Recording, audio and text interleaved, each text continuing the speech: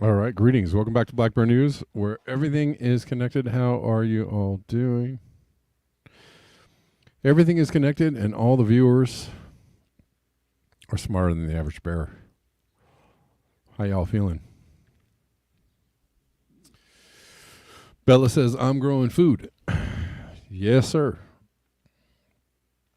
Yes, sir. How did everybody like the Brain Fallout show? I know, it's a bit of fun. I like to have some fun. You know, I don't always like to keep it super doomy. You know, sometimes you just gotta,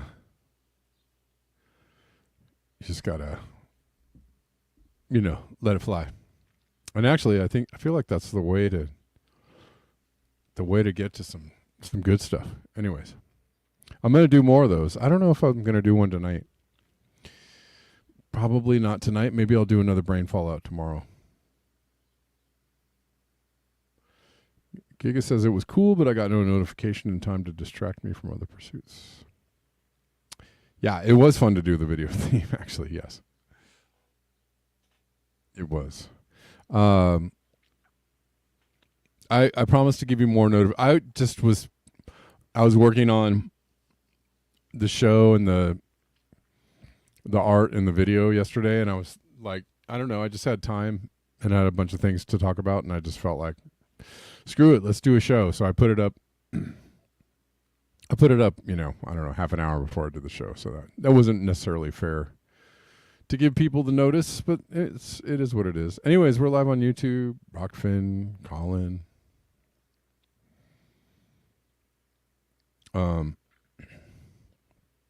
I feel like people kind of liked it. And I kind of liked it. Because I don't know. Sometimes I just feel real doomy. Thinking about the doom. Anyways. And you know what? I like to just think about all kinds of things. I'm into a lot of things, you know. I know. We're just, you know, we're just here screwing it up for the people of the future. I know this. I know we're screwing it up for the people of the future, but it's like, while we're here, you know, I don't know. You do what you can. And I think, that's the best we can do, is do what we can. But, you know, you gotta, you know, do what satisfies your soul and your curiosity while you're here, right? And I'm honestly a big believer in the all roads lead to nirvana ideology. What's the saying? There are a million paths to nirvana, or something like that. So I'm not what's the other word I'm looking for?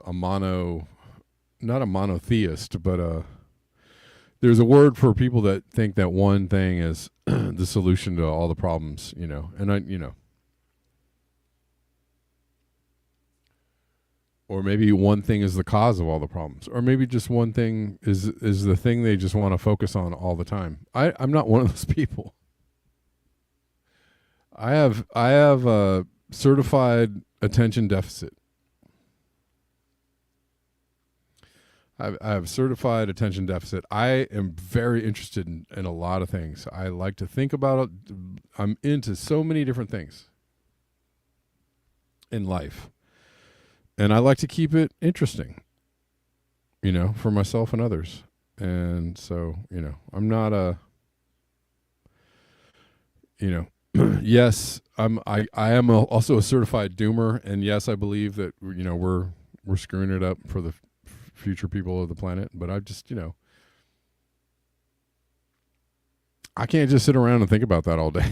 It's super I'm sorry, but it's actually kind of boring after a while because we're still here. I'm still here.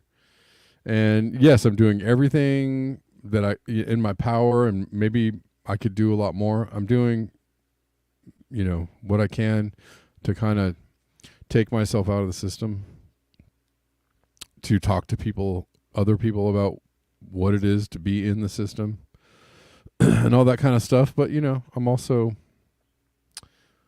just a dude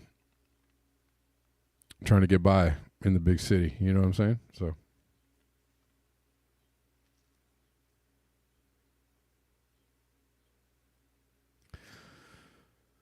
Just a dude trying to get by. And, I like to play music. I like to, I do a little day trading. I do some crypto. I do,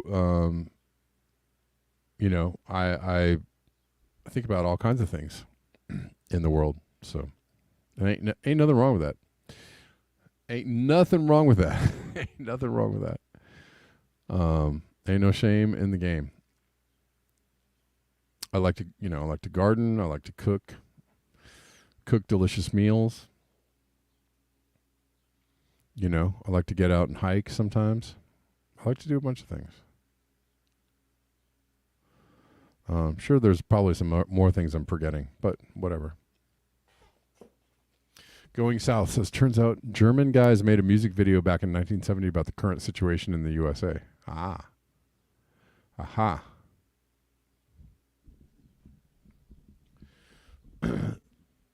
You like to play with high voltage. Very good.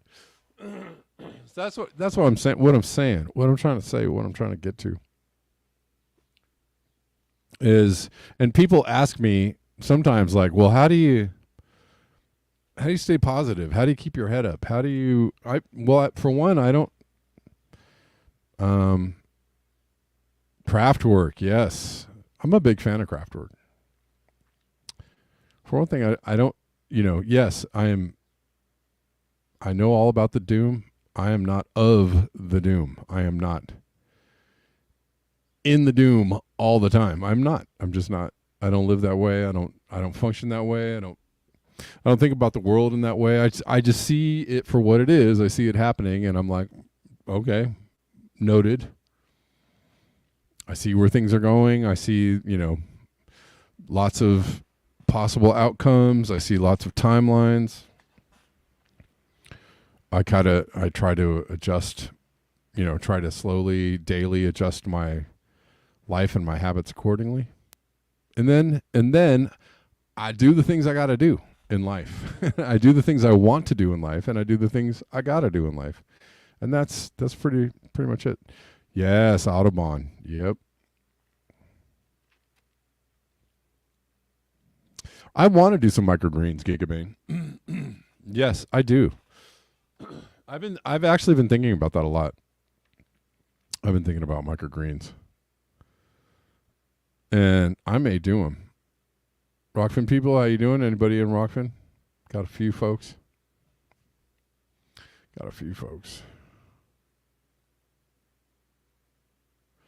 Craft work. Going south, man. Thanks for jarring my memory, the memory lane. I've been knowing about the craft work since 1983 or 4. I don't know. I guess is when I was introduced to them. Microgreen broccoli has 40 times the nutrients of adult broccoli. All right, good to know. Going south is your post doom. Yeah, there you go. I feel like post doom is where it's at personally. 1974 for you, Bella. Yeah, you're way ahead of me.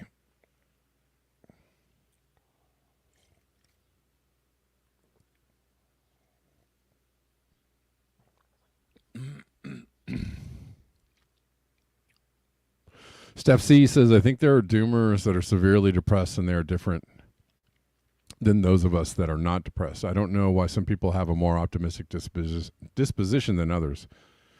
But I'm going to wait for your continuation. Yeah, and I was thinking about Guy McPherson today. She says maybe it's just how some humans are different, something in their environment. Well, yeah, absolutely. I think people's psychological and emotional makeup has a lot to do with how they operate in the world. That's absolutely true. And conversely, there are a lot of people who might be slightly off as far as like chemical brain balance, or whatever, maybe have slightly altered, or what am I trying to say? Emotional states that might not be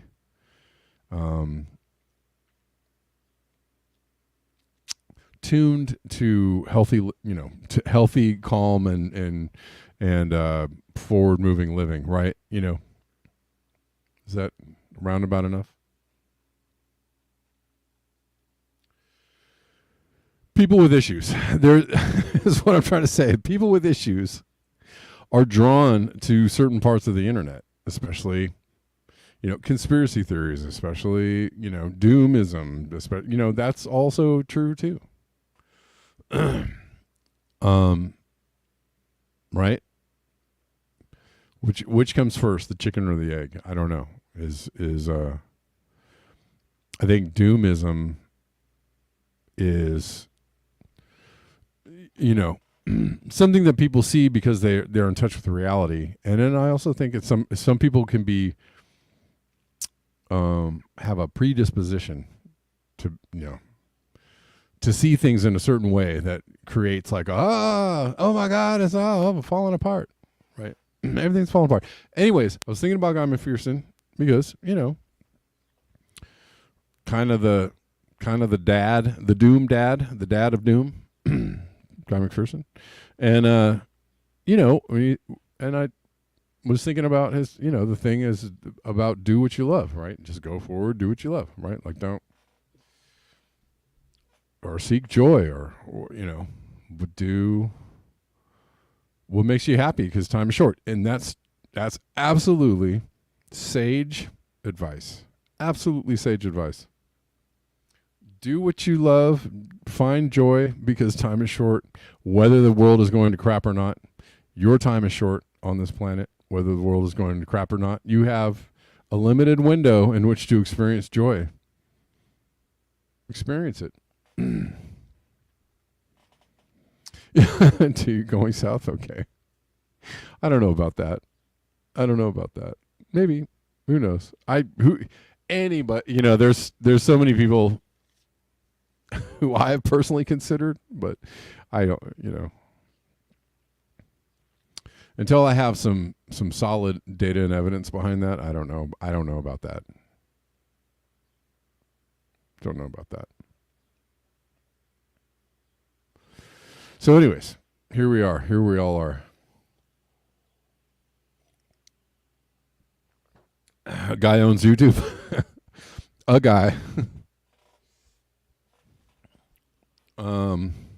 Yeah. Right on. What's up? We got Going South, Steph C, Pauline, Judy, Bella, Timothy. We've got a bunch of people up in here. If you're watching on Twitter, you know what to do, right? Like it, repost it, send me a comment and make me happy. Get in the chats and send me a hello from Twitter so I can get all giddy. Anyways.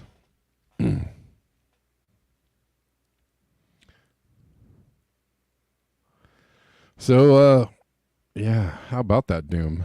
Well, we'll start off with a little bit of uh, depressing economic, or more economic indicators that things are not great. It's always about 24, isn't it? Gigabane. I actually, in my mind, there's a lot more people watching. In fact, I'm pretty sure there's more people watching than 24, but that's okay. It's okay. It's all good. The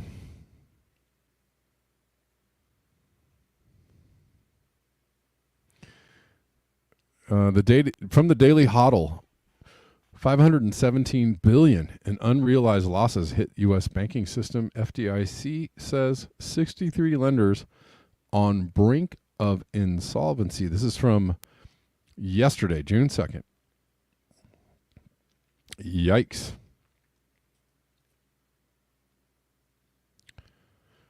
Yeah, it's the temperature is getting up here too. We're supposed to actually get a heat wave this week. Apparently, the heat dome from Central America is supposed, in the Gulf, is supposed to move up into the western states.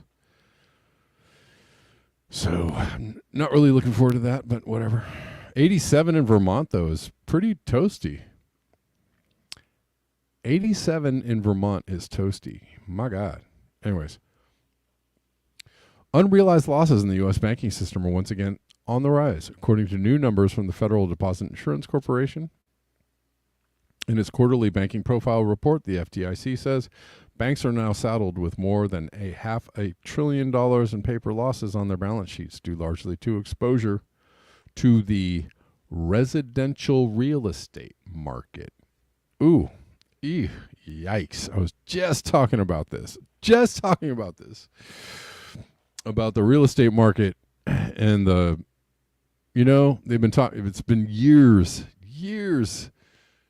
that they're like, it's about to pop. The market is about to pop. The real estate market, the real estate bubble. But man, home prices are super out of control right now, especially in the California, in the Los Angeles area.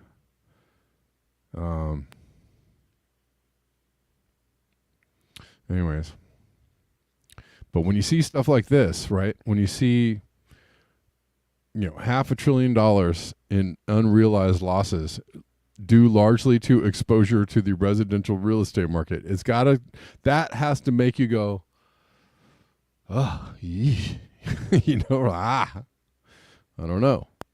Unrealized losses represent the difference between the price banks paid for securities and the current market value of those assets.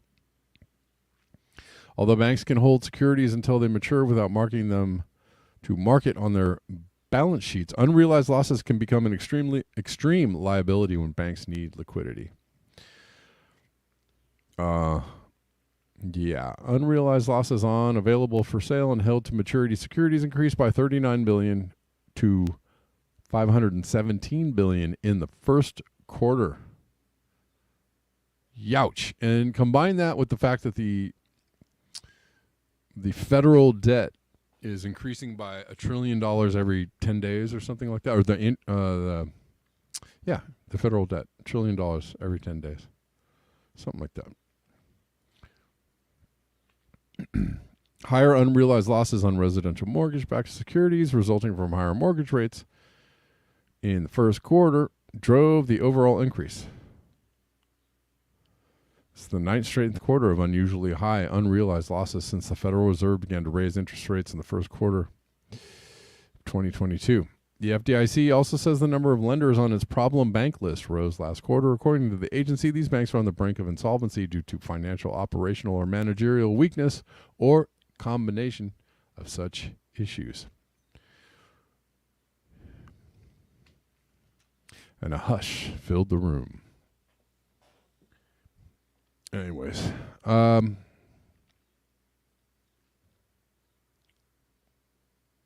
that's not good. Let's look at this from Climate Watcher.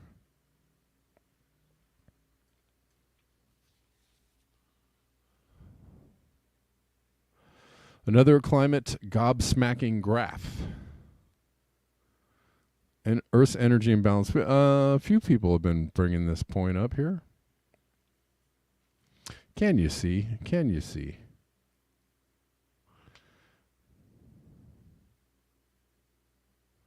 Watts per square meter in energy imbalance from 1971 to 2020. That's 50 years, basically. 0.5 increase. This is where we were. Past 3 years. Holy shnikes. In the past 3 years, up all the way up to 1.4 watts per square meter.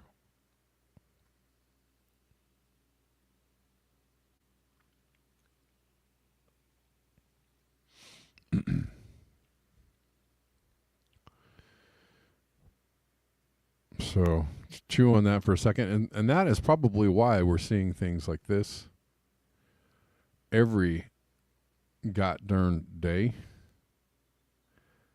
Heavy flood due to extreme rains in São Miguel Island of the Azores, Portugal. Major floods on the streets due to heavy rains in Dongguan of Guangdong, China. I believe there was, just the few that I saw in the minutes I jumped on to Twitter. Cars are floating down the streets.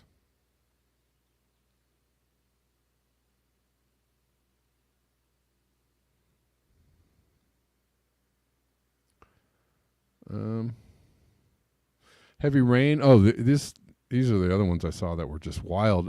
Germany experiencing some heavy weather.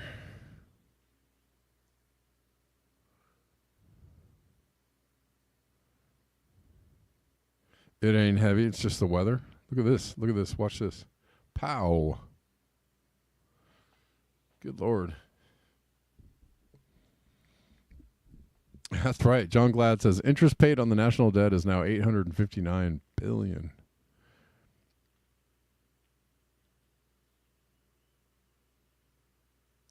Gigabane, by 2035, the national debt payment will be at 130% of GDP. Yeah.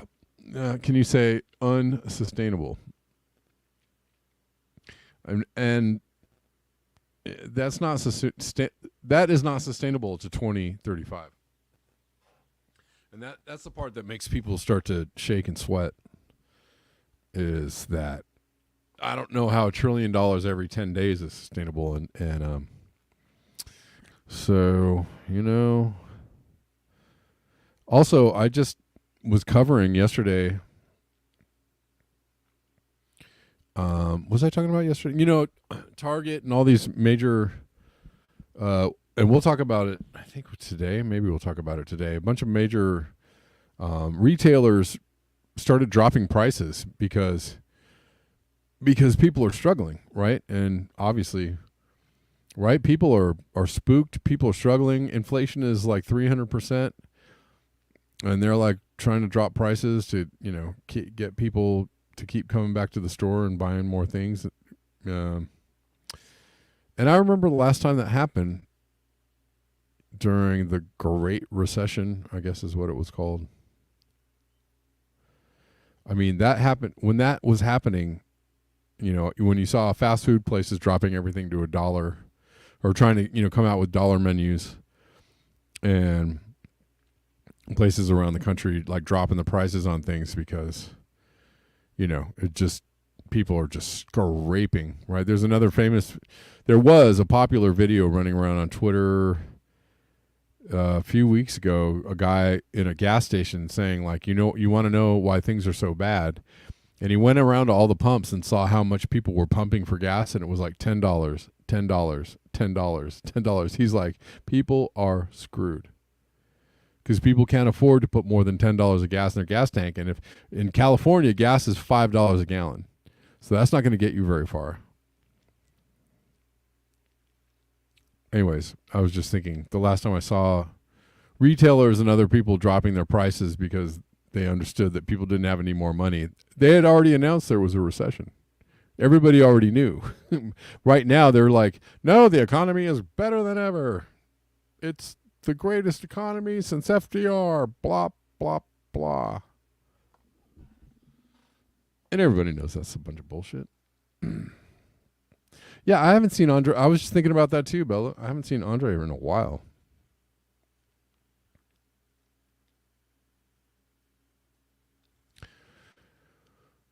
It has been a while. I hope. I hope Andre is okay. This is more from Germany and Bavaria, particularly in Bavaria. One firefighter is dead. Another firefighter and a woman are missing.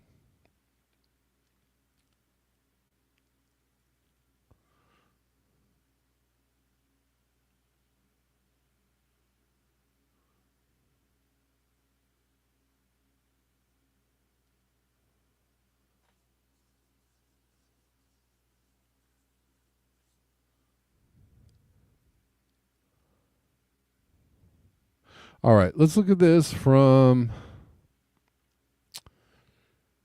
Where are we? We are. Well, oh, did I miss this? No, didn't miss that one. Somewhere in here. Oh, right. Panama. This is interesting news from Yahoo Finance. Panama is getting ready to evacuate an island in the face of rising sea levels.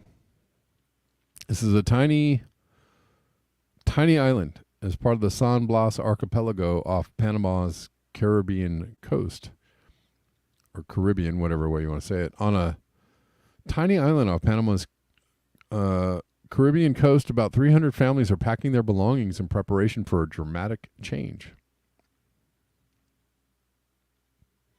Generations of Gunas who have grown up on Gardi Sugdub in a life dedicated to the sea and tourism will trade that next week for the mainland's solid ground. They go voluntarily, sort of. The Gunas of Gardi Sugdub are the first of 63 communities along Panama's Caribbean and Pacific coasts. The government officials and scientists expect to be forced to relocate by rising sea levels in the coming decades. On a recent day, the island's indigenous residents rode or sputtered off with outboard motors to fish. Children, some in uniforms and others in the colorful local textiles called molas, chattered as they hustled through the warren of narrow dirt streets on their way to school. We're a little sad because we're going to leave behind the homes we've known all our lives, the relationship with the sea, where we fish, where we bathe, and where the tourists come. But the sea is sinking the island little by little, said Nadine Morales, 24, who prepared to move with her mother, uncle, and boyfriend. An official with Panama's Ministry of Housing said that some people have decided to stay on the island until it's no longer safe without revealing a specific number. Authorities won't force them to leave, the official said, on condition of anonymity to discuss the issue. Gardi Sugdub is one of 50 populated islands in the archipelago of the Gunayala territory. It is only about 400 yards long and 150 yards wide. From above, it's roughly a prickly oval surrounded by dozens of short docks where residents tie up their boats. Every year, especially when the strong winds whip up the sea in November and December, water fills the streets and enters the homes.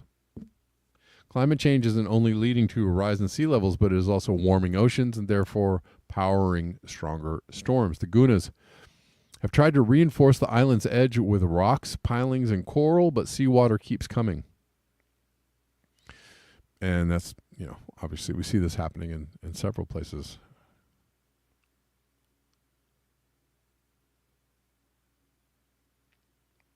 Nice. Zucchinis. Nice.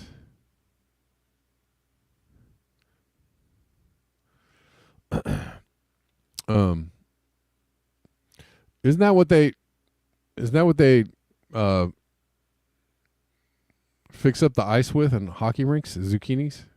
Am I wrong?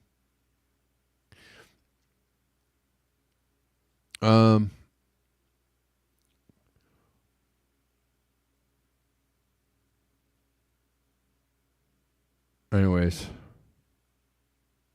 the Guna's autonomous government decided 2 decades ago that they needed to think about leaving the island. But at that time, it was because the island was getting too crowded. The effects of climate change accelerated that thinking, with Evelio Lopez, the 61-year-old teacher on the island, said Evelio Lopez, his plans to move with relatives to the new site on the mainland that the government developed at a cost of $12 million. The concrete houses sit on a grid of paved streets carved out of the lush tropical jungle. Wow, sounds great. Just over a mile from the port, where an 8-minute boat ride carries them to Gardi, soaked up. I don't know if I can read the rest. The story continues. Hold on. Leaving the island is a great challenge because more than 200 years of our culture is from the sea, so leaving the island means a lot of things.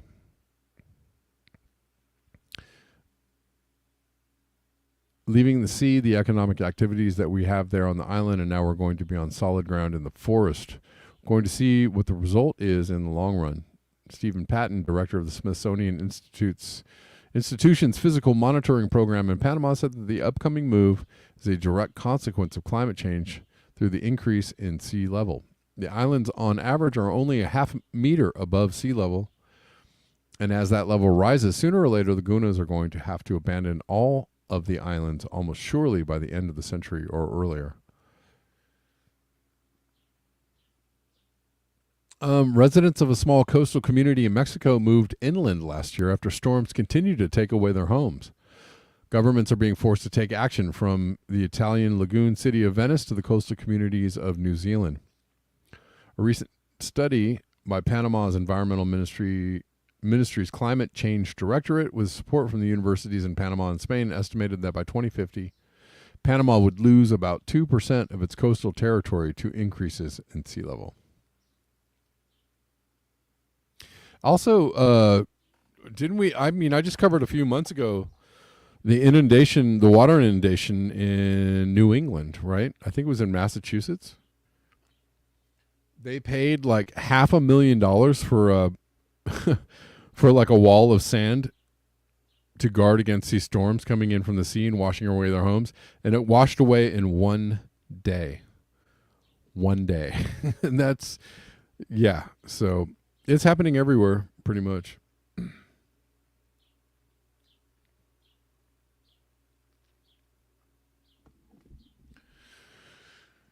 All right.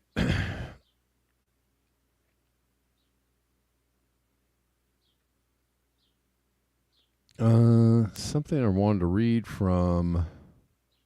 Where did this article go? Did I? Oh, here we go. Adam McKay. Going to read something from Adam McKay, who directed Don't Look Up, the movie.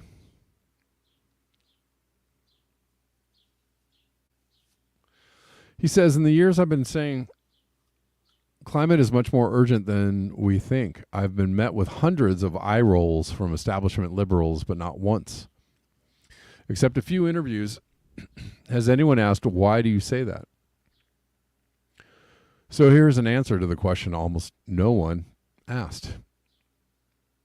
We all know once we started burning oil and gas and coal at the start of the Industrial Revolution, the gases produced started trapping tremendous amounts of heat on our planet. We went from 180 parts per million of CO2 to 426 parts per million today, which in terms of heat created looks like this. The hockey stick, right? So after a lot of delay, in 2015 at the Paris Accord, world governments set a do not cross line of 1.5 C, whoopsie, or 2.7 Fahrenheit warming above pre-industrial to keep warming well below. Where's remember the words well below 2C. which everyone agrees could shift the planet into changes resembling, well, hell. However, others using fossil records, tree rings, etc., theorize planetary shift starts closer to 1.2 or even 1.1. Originally, the line was 1C, right? James Hansen and colleagues originally set the line at 1. They said at 1, we're already setting things in motion that are very bad. Estimates when we'd cross it range from 50 to 100 years. Do you know what the global warming temp is for the last 12 months? 1.6 C. No, that's not a multi-year average. And yes, with the La Nina approaching, it will come down. How do you know it's going to come down? I would never, ever, in my unscientific mind, assume that it's going to come down. Because wait, didn't we set records during the last La Nina phase? During the last cool phase, didn't we set temperature records during a La Nina? So, we're out of the box as far as, ranges go, temperature range. We're out of the box. We've broken out. We've broken away from, all relevance, to what might be normal or what would, normally happen, even with temperatures. Okay, sure, maybe they might come down, but but who's to say? Of course they will. You don't know that. For all we know, we're just, the temperatures are they're going up, and they're going to continue going up, and there may not be any stopping it. La Nina or El Nino be damned. Just there will just be a steady rise in temperatures. I don't know. Well, but we don't know that yet. We're not there yet. I'm just saying, who knows? Anyways, but it's not the only thing that's moving faster. Critical Earth systems let me tell, are showing signs of collapse much faster than previously thought. Of course, okay, we'll go through these a little bit.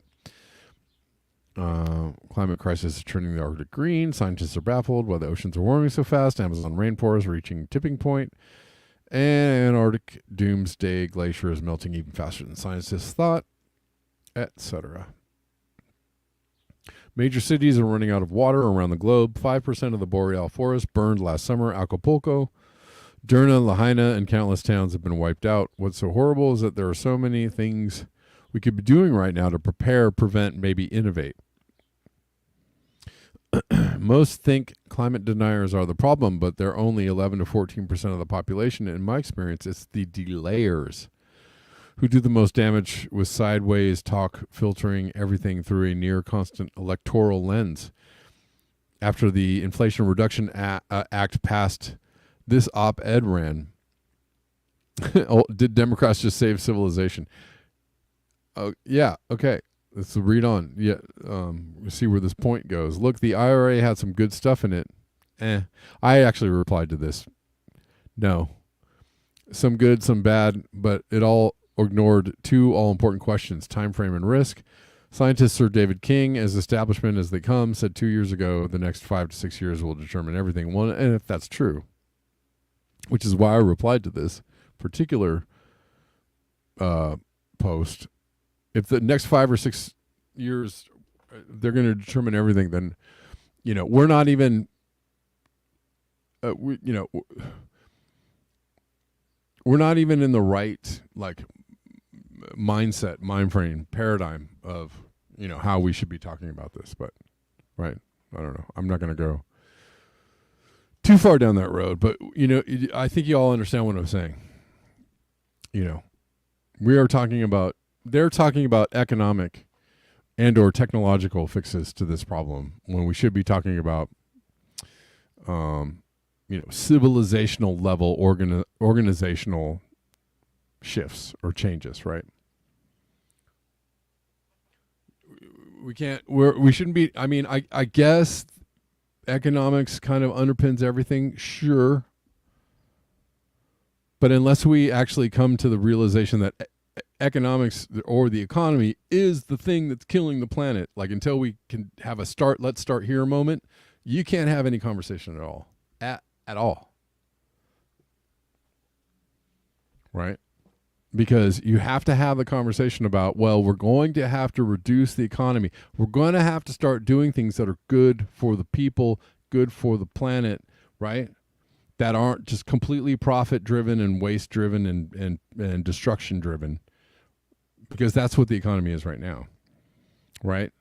We can't even have the conversation about the fact that the economy is going to have to, be hacked, hacked down to a minimal size in order to actually do anything about climate change. And nobody can even have that conversation.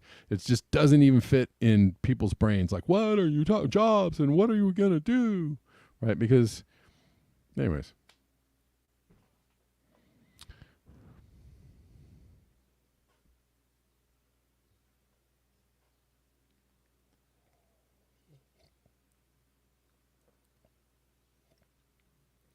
And it's also hard to have that conversation when everybody is struggling to make ends meet. We're in a recession. Nobody will, which nobody will acknowledge. People are struggling to get their food and struggling to get basics and pay their bills. Right? A lot of people are struggling to pay their bills and get their basics. A lot of people. And it's hard to have a discussion with people who are scrambling for bare survival about how the economy needs to shrink in order to actually, try fitting those things together in people's brains. It's really difficult for people to understand that. Anyways.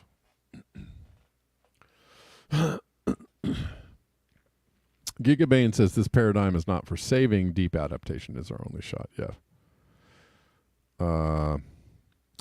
Jazz Farm says it's been called a quiet depression. Yeah. Yes. Endless wars on everything doesn't help. I mean, I think the endless wars are a double-barreled shotgun at trying to, A, keep what's left of the economy from teetering into collapse, and B, it's a really bold and brazen, especially for the U.S. Attempt at being everywhere so that we, when things do collapse, we'll just kind of be able to snatch things or just be a force, right? I mean, we're basically thugging up the planet right now, right? We're the enforcers. We're going to make sure that our mob interests are taken care of when things start falling apart. That's why we're all over the place and why we're trying to start, wars in literally every region of the planet. Anyways. Yes, the food pantries. Yes, John Glad. Good point. Food pantries are being overrun. A lot of food pantries and food banks are completely depleted because people are really struggling. Really struggling.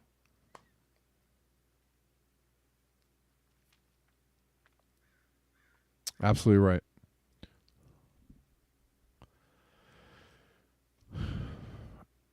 And at a very base level, yes.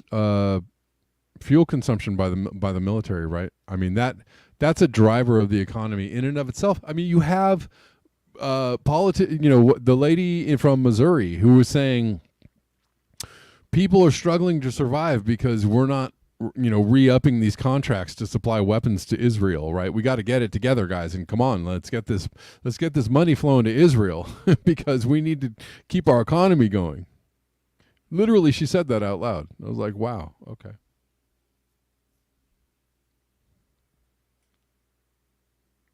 I did see that, Bella. Yes, I did. Thank you for that. I don't know if I'm going to have time to cover it today. I don't know. We'll see if we can get to it.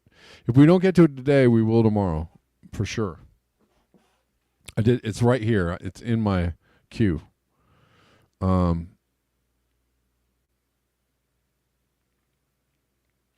Anyways, I think this thread is kind of getting close to over.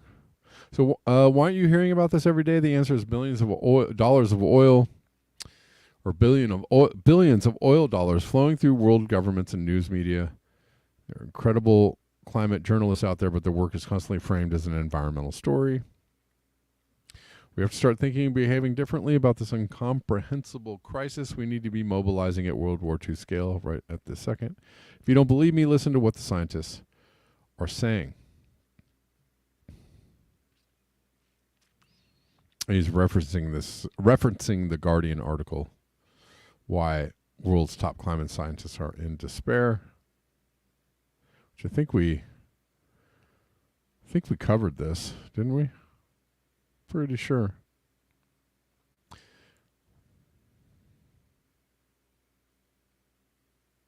Anyways.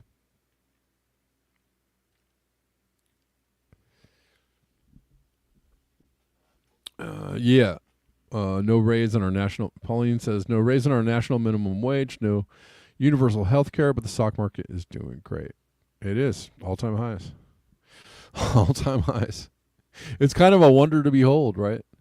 All this really terrible economic news, and the stock market just keeps finding reasons to go up. It's like, what? Anyways, eventually it's going to go down. That's an eventuality.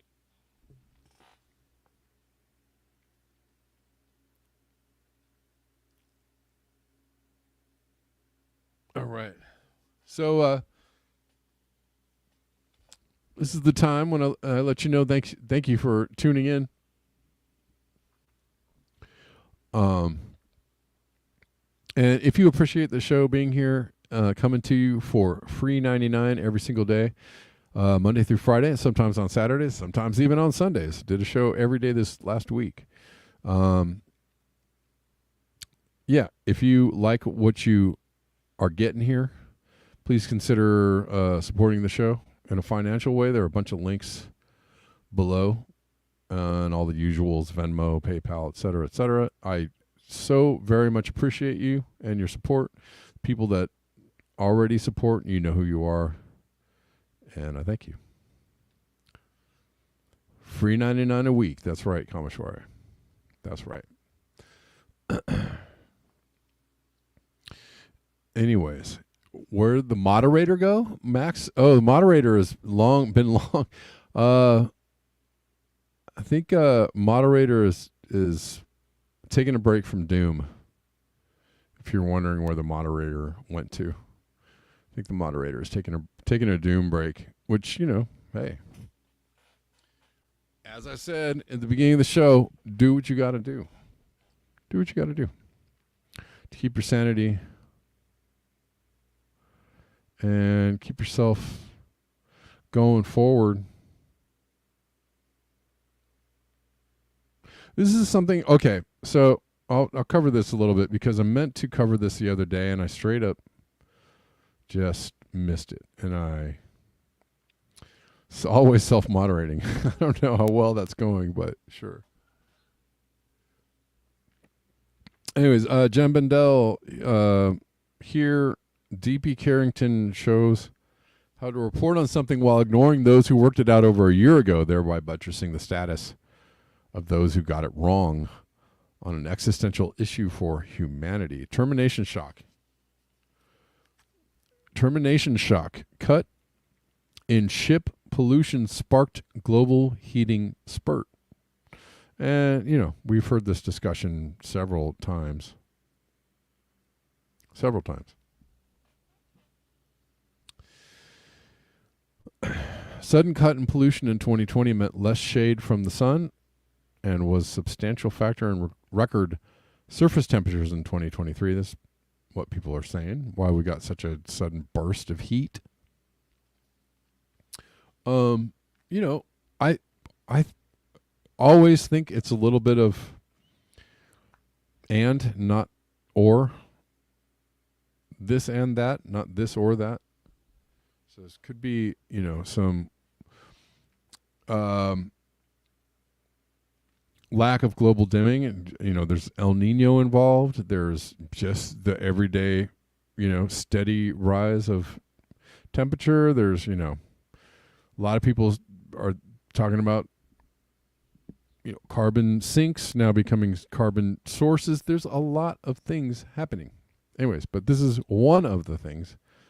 And not the thing, I don't think, but it's in there. No, I don't want to register their hold on. Let me see if I can get this somewhere else. I'll do it later. Thank you. I think I'm already registered. Registered, but unsubscribed. You know, I had to actually unsubscribe to, but I don't know. I'm a little overwhelmed with news. So the other day, I just unsubscribed from all my news sources just because I'm going to see this anyways. Just in my daily travels on the internet, I'm just going to see a bunch of news stuff. And I don't need it coming to my inbox and just making me feel like, I can never read it anyways. The slashing of pollution from shipping in 2020 led to a big termination shock that is estimated to have pushed the rate of global heating to double the long-term average. Double the long-term average, according to research. Until 2020, global shipping used dirty, high-sulfur fuels that produced air pollution. The pollution particles blocked sunlight and helped form more clouds. Really? This pollution helped form clouds, you say? Okay. Just, just take note. It helped form more clouds, thereby curbing, global heating. But new regulations at the start of 2020 slashed the sulfur content of fuels by more than 80%. The new analysis calculates that the subsequent drop in pollution particles has significantly increased the amount of heat being trapped at the Earth's surface. Well, remember, and let's go back to the graph at the beginning of the show. The graph at the beginning of the show that showed in the last 3 years the rise in Earth's energy imbalance. Note that too, right? 3 years. 2020, 2024 time frame, 3 years. Who knows? Seems like a little bit of correlation there, yeah?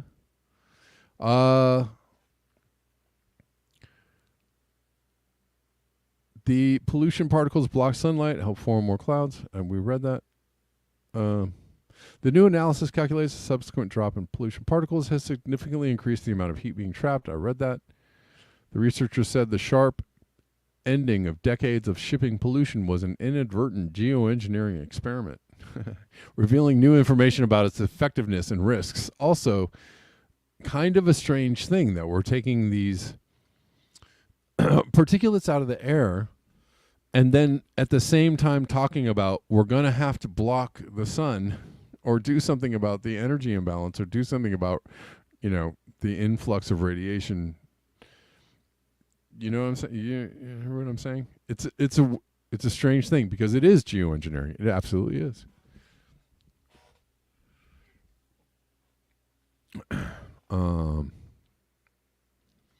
Anyways, high ocean surface temperatures smashed records in 2023, alarming experts who have struggled to explain the huge rises. They're always so struggling. These experts are struggling. It's good that we have experts on the job. Scientists have mixed views on the role played by the cut in shipping pollution. Those behind the new study say it could be a pretty substantial factor. Others say it is only a small factor, and that the reasons for the extraordinary rises in sea and global temperatures remain an alarming mystery. Sorry, I always like to just poke a little at the experts. Sorry, experts. I know you're trying.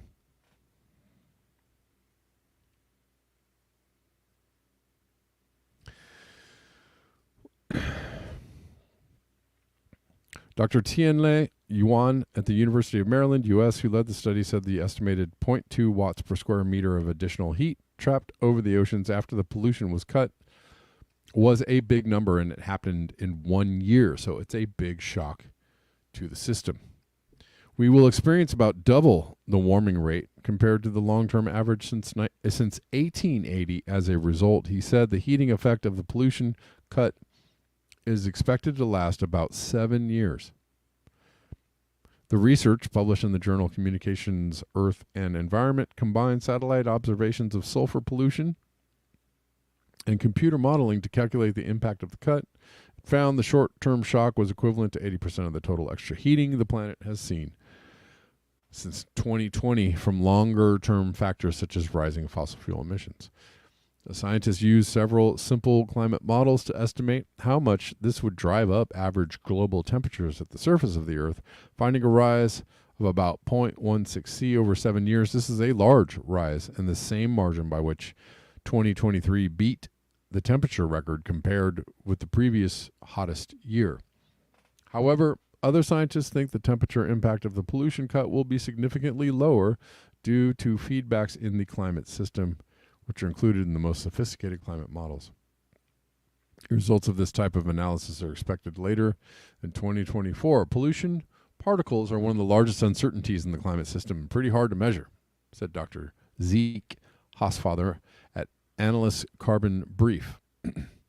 He said the new analysis did a good job of using satellite data to estimate the change in trapped heat after the pollution cut, but he disagreed on how that translated into a temperature rise. Hosfather's estimate of the temperature rise due to the pollution cut was 0.05 C over 30 years.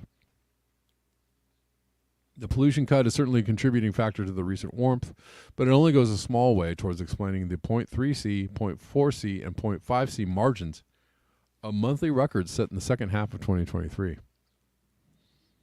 Well, what are they? Dr. Gavin Schmidt at NASA's Goddard Institute for Space Studies said the new research was definitely a positive contribution, but it's not using a fully coupled climate model, so there is still more work to be done. We'll see how this all gets reconciled over the coming months. In March, Schmidt warned, we need answers for why 2023 turned out to be the warmest year in possibly the past 100,000 years, and we need them quickly.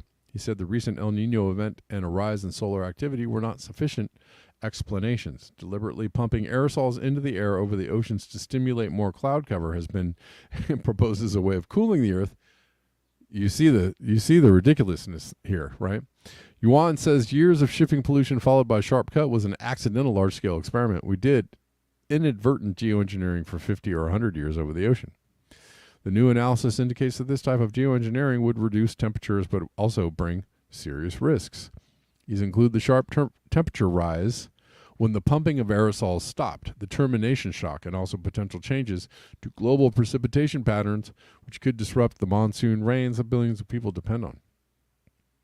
We should definitely do research on this because it's a tool for situations where we really want to cool down the Earth temporarily, like an emergency brake.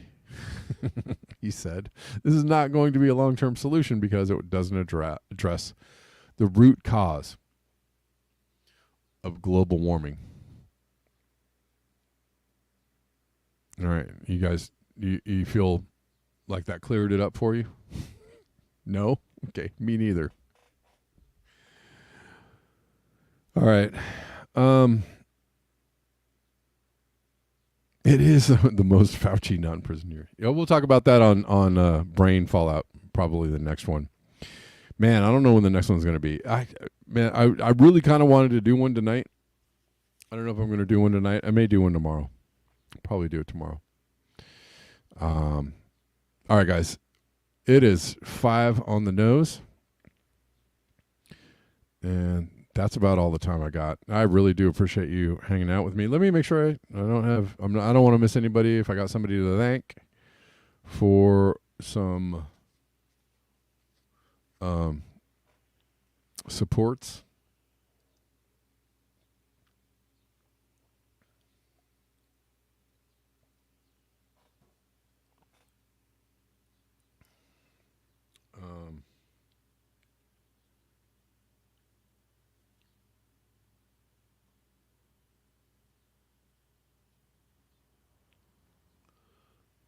What's up, Rock Finners? How you doing? Joseph, William, Osama. See, there's people on Twitter. Thanks for hanging out on Twitter, guys. Aw, thank you.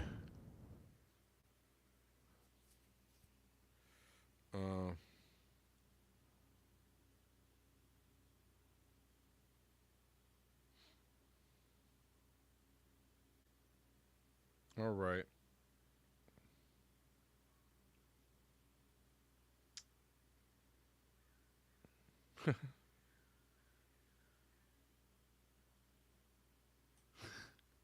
All right, y'all.